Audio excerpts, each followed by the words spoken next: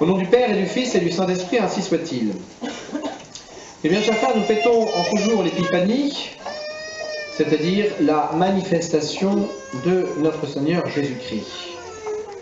Notre Seigneur qui se fait connaître et qui se fait adorer par ces mages venus d'Orient après leur long périple rempli de périls. Si nous ne solennalisions pas l'Épiphanie en ce jour, nous aurions une fête particulière de l'Église, placée au premier dimanche après l'Épiphanie, qui est la fête de la Sainte Famille.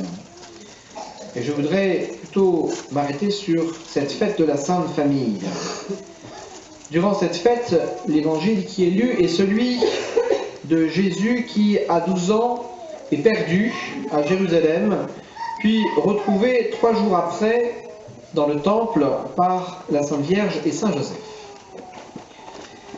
En ce temps de Noël et en ce temps de l'Épiphanie, il nous est bon de contempler la Sainte Famille, modèle et exemplaire de toutes les familles chrétiennes.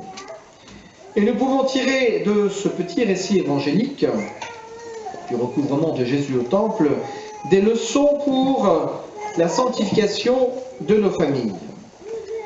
Nous avons dans cet épisode tout d'abord ce pèlerinage entrepris par la Sainte Famille à Jérusalem pour la fête de Pâques, et l'on sent bien que ce pèlerinage est fait tous les ans. Si l'évangéliste ne rapporte que celui-là, c'est parce qu'il s'est passé quelque chose de particulier au cours de ce pèlerinage-là.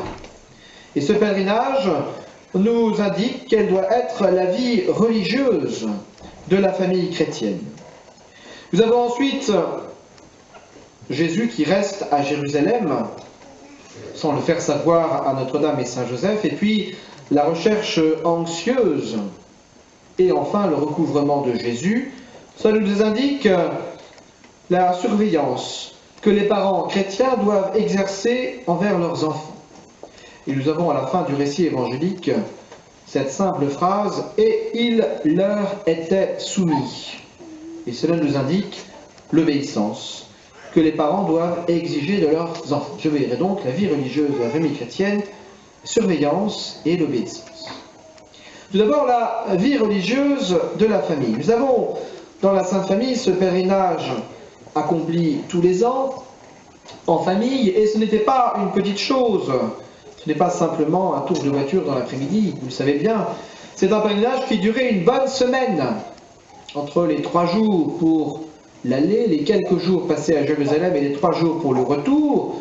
Cela faisait un temps assez important passé dans ce culte, pour ce culte rendu à Dieu. Au-delà de ce pèlerinage qui nous est rapporté par saint Luc, nous pouvons imaginer la vie de prière de la Sainte Famille. Les prières du matin, les prières du soir, le travail accompli dans cette union toute particulière à Dieu, puisque Dieu est là. Dieu fait homme est là parmi la Sainte Famille.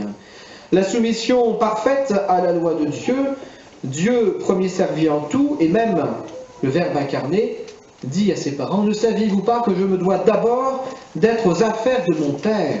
Même le Fils est là pour honorer son Père en premier. Et même, il ne dit pas à ses parents qu'il reste à Jérusalem pour honorer son Père en premier. Dans nos familles, il faut aussi avoir cette vie de prière. Ces prières en commun où toute la famille est réunie. Ce n'est pas toujours facile le matin, c'est vrai, mais c'est en tout cas possible le soir. Il est bon de rajouter le chapelet ou au moins une partie du chapelet.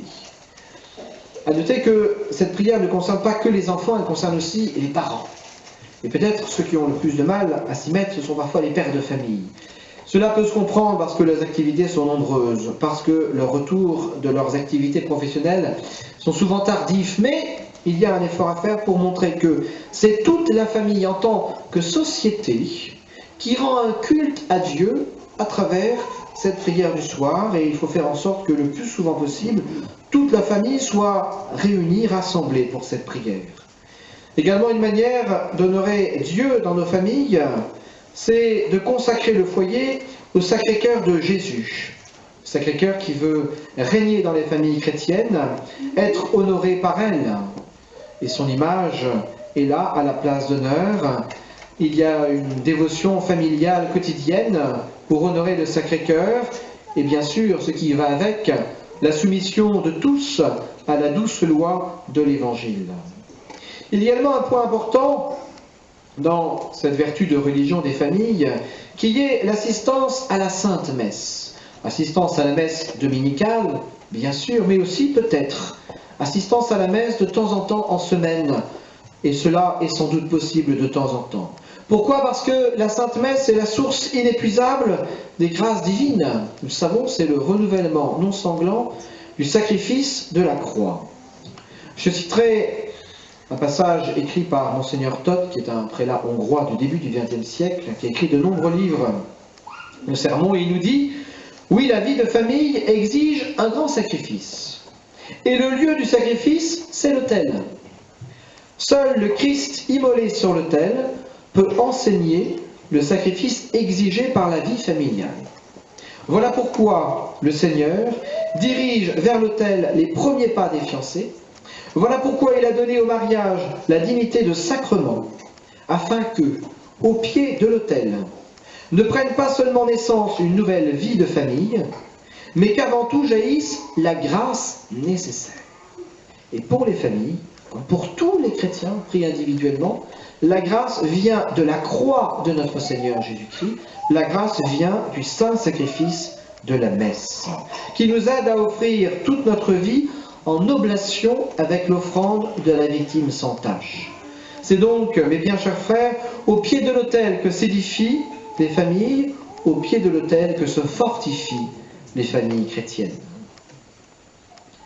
Il y a ensuite dans cet épisode rapporté par saint Luc cette recherche de l'enfant Jésus dans l'inquiétude, on pourrait même dire dans l'angoisse, et ce pendant 3 jours.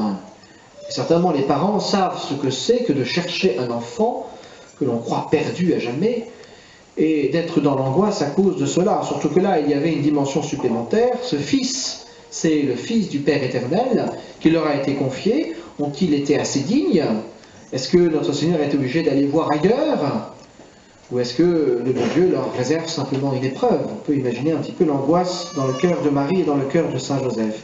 Cela est l'image de l'inquiétude, qui est sur un autre plan évidemment, mais de l'inquiétude tout de même des parents pour l'éducation de leurs enfants, l'éducation des enfants que Dieu leur a confiés, et un petit peu ce devoir de surveillance qu'ils sont à exercer sur eux. Voilà, c'est vrai que peut-être le mot de surveillance sonne mal aujourd'hui, on pense tout de suite à une surveillance policière, on pense à un espionnage incessant, ce n'est pas cela bien évidemment. Surveiller en fait, c'est prévenir le mal, c'est l'étouffer à la racine, avant qu'il ne se développe. C'est à la fois pour les parents ce qu'on appelle l'éducation préventive, chère à Don Bosco. C'est une présence auprès des enfants pour les corriger de leurs défauts avant que ceux-ci n'étouffent leur âme et pour les entraîner vers le bien, les enthousiasmer pour le bien, c'est toute la valeur du bon exemple. C'est également pour les parents ce devoir qu'ils ont de juger si telle influence contribue au bien de leurs enfants ou au contraire constitue un danger pour leur salut éternel. Ce livre, est-ce que je peux le confier à un de mes enfants? Ce jeu, ces loisirs qui sont proposés, ces fréquentations, cette école, est-ce que cela contribue au bien surnaturel de mes enfants ou au contraire les détourne de Dieu? Eh bien, je juge et je filtre. J'élimine ce qui ne convient pas, je garde ce qui peut élever mes enfants. Cela, c'est la surveillance chrétienne exercée par les parents. Nous vivons, mes bien chers frères, vous le savez bien, dans un monde apostat, on pourrait dire même dans un vaste cloaque. Eh bien, nous devons préserver nos familles des influences pernicieuses. Songeons à un autre épisode de la vie de la Sainte Famille, la fuite en Égypte. La vie de l'enfant est en danger. Il s'agit de sa vie physique. Eh bien, la Sainte Famille va fuir en Égypte à la demande de l'ange. Eh bien, il faut savoir se couper parfois de ce qui peut constituer un danger, non pas peut-être pour le corps de nos enfants, mais en tout cas pour l'âme des enfants. Il y a également ces mots qui terminent le récit évangélique, notre Seigneur qui rentre avec ses parents à Nazareth, et qui leur est soumis. Et cela, c'est assez extraordinaire. Notre Seigneur qui obéit en toute simplicité à deux créatures humaines. Lui qui est Dieu, qui a établi l'univers et ses lois, il répond au premier appel de Notre-Dame, au premier appel de Saint Joseph. Il est obéissant exactement. Cela nous rappelle que les enfants doivent obéir à leurs parents et que les parents doivent se faire obéir par leurs enfants. Il ne faut pas qu'il y ait